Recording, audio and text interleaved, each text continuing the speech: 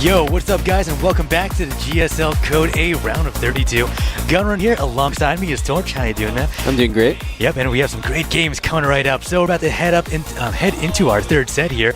It will be Terran versus Zerg. We have Startail Hope Torture, and he'll be playing against Leenock for you.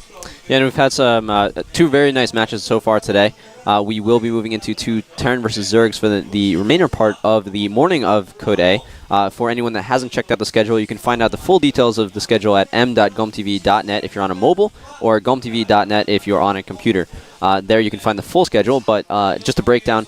For the first week of GSL, there is two sessions. There's a morning session, which you're watching right now, and then there's an evening session at 6:10 p.m. Korean Standard Time, like normal, and that's where the Code A will be in the morning, and then there will be Code S and GSTL, depending on if it's Tuesday, Wednesday, or Thursday, Friday. So our next match is going to actually be Startail Hope Torture. He was a previous Code S player known as Startail Rainbow. Yeah, and he went pretty far too, especially in Season 1. Actually, runner-up. In Season 1, he did extremely well. He was the second-place player. He lost to Fruit Dealer in a very epic series. If you haven't checked out those games, definitely go check out the VODs. All the VODs from GSL are still around if you want to go back and watch anything from the previous seasons. Just hit up gomtv.net, guys. Go and register and check those out, definitely. There was so much money on the line for Season 1. And, still plenty as well for future events as well. Yep, so we'll be showing our players in a bit here. So he will actually be playing against a fan favorite, Leenock. But here is Hope Torture. He is Startail Rainbow. He was a StarCraft 1 or StarCraft Brood War pro gamer. He's a veteran player with very strong builds. He's actually one of the first players that used the factory from the Terran. He floated over to his opponent's base, landed in their base, and produced Hellions.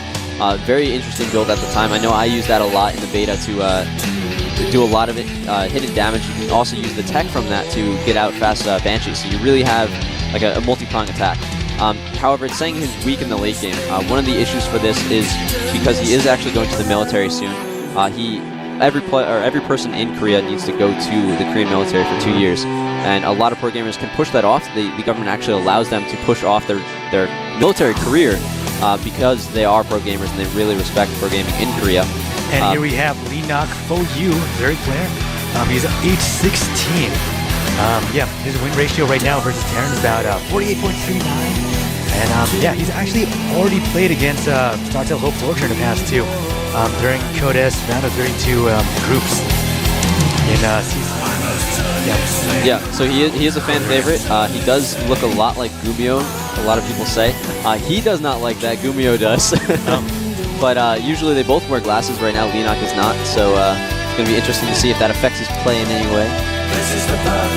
And also win ratio for Hope Torture is 46.67 too. So here's some funny numbers for me to say. And here we go again. Yep. So it looks like everyone's getting ready. The countdown's beginning right now, and they want it to begin. Just see him spamming numbers all the time. You guys can't see that. It's awesome though. Yeah, both of these players do have a lot of experience in GSL and GSTL. So the setting will be quite easy. As we were talking about in some of the other games, nerves were a little bit of an issue for at least the last game that we saw. Maybe a little bit more mistakes than you normally have. But both of these players are going to be prepared for this and are probably not going to be making those little mistakes that you normally see from a newbie player. Yeah, both guys have a lot of experience being in those booths, having all that pressure on them as well, being on camera, being on television. Very fun stuff for both guys and all parties involved. Also, our first map will be on Terminus, it looks like, and it'll be coming up in a bit. I love saying that. It's always going to be coming up in a bit. It's like a default kind of thing, man. From just I'm so used to casting with my desk. I got my 4 monitors set up. You only have 2 here, right? Oh, I'm sorry we can't all be spoiled from. Yeah, I know, right? Yeah, and you have the live chat going on, having all that stuff going. But it's so cool though here being in Korea, having this experience and having cameras on the players. You don't ever get to see this, you know. Well, you don't quite yet, but the foreign world is very quickly catching up to the Korean world of esports. Esports in Korea has been around for a very long time. So as we were talking about the maps before, this is going to be Terminus.re for the first map. Then we're going to Crossfire SE. And then finally, if we do need a third map, it will be Zelnaga Caverns. Both players are just getting ready right now. And there we go. soweit ich weiß, he's wenn wir blooded zwei in uns the map, fremd. Ich in bin the leider lobby nicht chat der right now. Meinung, dass wir zwei uns kennen. Geh mir aus. It is going to be interesting seeing this map. The third is a little bit easy to defend for both players. It does have a destructible rock, so as the game progresses, you can move in and change the dynamic of how you need to defend in a game like this. It is also interesting for the Terran to be able to take their fourth. If you can get a planetary fortress up, you can really get that economic lead that the Zerg might not be able to get because it's harder for them to defend those bases. Yep, also it's going to be Terran versus Zerg, so nice to see this matchup be deviating from the previous ones we've seen today. Yep, that's all I get. No. I don't know. Personally, I wouldn't mind just seeing Terran versus Terran constantly. I know a lot of people will flame me for that. Yeah, but, if you were watching the FXO event last night, boy, there's a lot of Terran stuff. Oh, boy. Well, yep, here we go, guys. I think. The voices in my head, man. You'll get it soon. Yeah, the voices in your head aren't always correct. And here we go.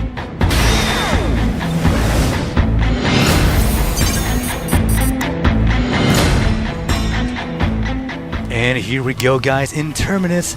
Spawning here at the 9 o'clock position, we have our Cyan Terran. Went by the name Rainbow, but now goes by Startail. Oh, something, Startail in it, right? Yeah, he is actually... Startail, hop. What the? Okay. I have no idea what that was supposed to be. Hope? Does that imply torture? Well, hope torture in Korean, the phrase implies that you're torturing someone with hope. You're giving them the idea that there's hope, but in reality there actually isn't any. Yeah. So okay, so he tortures his opponent with the possibility of victory. Okay. Leenock, for you.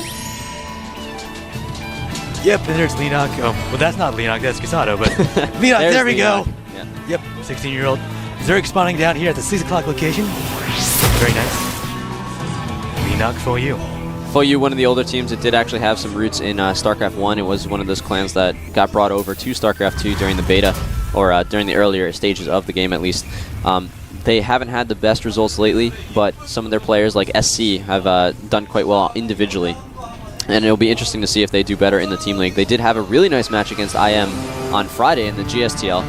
If you haven't checked those out, definitely go to gomtv.net, check out all the VODs. We do have an expansion coming out here from Leenock, so he is going to try to get that early economic lead. Yeah, it looks like a hatch before pool here. And let's see what our Terran player is up to. First Rack's already waypointed all the way up to the northern location. And we do have a barracks coming out, but we do not have a refinery yet, so he is going to look to either do some sort of really, really early aggressive marine play, which he's a little bit known for, or he's going to try to go for an expansion. But Leenock is going to get in here and scout that there is no refinery going down. That's really going to cue him that he needs to get that early defense, or at least early aggression, to be able to defend against anything that could be coming at him. Yep, getting gas as well as this, with the spawning pool after getting that hatchery up. Oh, bunker already coming up here by Hope Torture. And the bunker's coming up, but there's not a whole lot of Marines on the way, is there? There's one Marine on the way. The second one is just coming from the base, so if Leenock can scout this, which he does right now, he will be able to get the drones out there to be able to defend this. However, it is almost finished. That first Marine does come, pushes the drone away, and oh, Hope Torture is actually throwing down a second bunker here. It does finish. He is going to be able to reinforce this. If the first bunker goes down, he is going to have that second one to be able to drop into. This is a very bad situation for Leenock to be in right early in this first game. Yep, and he does allow the hatchery to complete. He is working on a queen right now. And he's going to save that drone by creating an extraction. Very nice move there. Yep. And he does have 2 SCVs here. Hope Torture is able to maintain the life of these bunkers. Second bunker will be completed very shortly. And both of those bunkers are within range of the hatchery, so if one goes down, he's going to be able to just hop into the next one. The Zerglings are going to try to run by and take out any reinforcements to defend or to prevent any sort of large army from building up. If it's only 3 Marines, he should be able to defend relatively easily. But again, there's 2 bunkers there, so it is very, very hard for Leenock to take this out. He is building a queen out of that second hatchery, so he can use an extra transfuse, hopefully, if he can wait long, or if he can defend long enough. If not, queens are very, very strong on their own home turf. They're very slow off creep, though, so he can't be too aggressive with them. But we will see what he's going to be doing in a second here. It's really going to come down to when that hatchery gets low on health. He's going to need to make an aggressive play. It happens right now. These Zerglings are going out. They're going to try to take down this bunker. They're going to surround it so that when those Marines hop out, they don't go anywhere, but they do. Oh, wow. Sliding out through the back door there. We're going right into the second bunker. All SCVs have been annihilated. Yeah, any second now we should see speed complete, but he should be able to take out these Marines. He was able to salvage both of those bunkers too, so this wasn't too great of an investment for him. A lot of these Zerglings are very hurt, so they're not going to be able to do any sort of counterattack. The hatchery is also still still alive, so Leenock is actually in great position here. However, Hope Torture is building a command center back at home. It is almost finished. He throws down a factory to almost finish off that wall off and be able to defend against these Zerglings that are coming in to try to do any sort of counter-aggression. There he goes, getting a bit of a surround there, but he does finish it off of the wall off with a factory and a bunker preceding it as well. So really no chance of getting that counterattack, I said earlier. Back in Leenock's base, though, we do have that second hatch still alive. Still alive, about half health still up there. And now pushing out with the creep tumors as well, going double creeping all the way up. And Leenock, seeing that there is that wall in going from Hope Torture, he knows that no aggression is going to be coming out quite yet. The factory is not done yet, unless that's a second factory. So he is actually pumping out a lot of drones. He was getting 8 at a time. He's up to 33 drones at the moment against 25 SCVs from Hope Torture. Wow, there's already a bit of a differential there. Well, yep, Zerg does have that second base up. We're now seeing a tech lab being created on that factory. We have a tech lab and a second factory going down, so most likely we're going to see Blue Flame Hellions here. If you get out enough, you can do a lot of aggression until the roaches come out from the Zerg player. However, the layers going up, with that layer, he's going to be able to expand into a lot of different tech patterns depending on what he sees from the Terran player. Yep, they're going to take advantage of this passive time right now, creating 8 drones at once. Really, utilizing that drone ability, creating lots of drones right there. And we actually have a third factory going down for Hope Torture. Leenock did not see the second and does not see the third. Third command center as well. He's really going to be heavy with these mules. While he's forced to stay on one base at the moment, he can get a lot of mules and still get a lot higher mining rate from a single base than a Zerg player could possibly get. However, it's not going to be quite enough because this second base from the Zerg player is very, very saturated, and the Spire is going up for Leenock. Yeah, Pre-Igniter about halfway down right now, and we're getting a Baneling Nest too, and that Spire is on his way up, as you were saying earlier. The scan goes down, so Hope Torture does know that the Spire will most likely be on the way. If not a Spire, then maybe Hydras. But these 3 factories are all producing Hellions. I had to count there as a second there, because that's going to be a lot of Hellions coming out, a lot of Blue Flame Hellions. We've got a few Marines coming with them.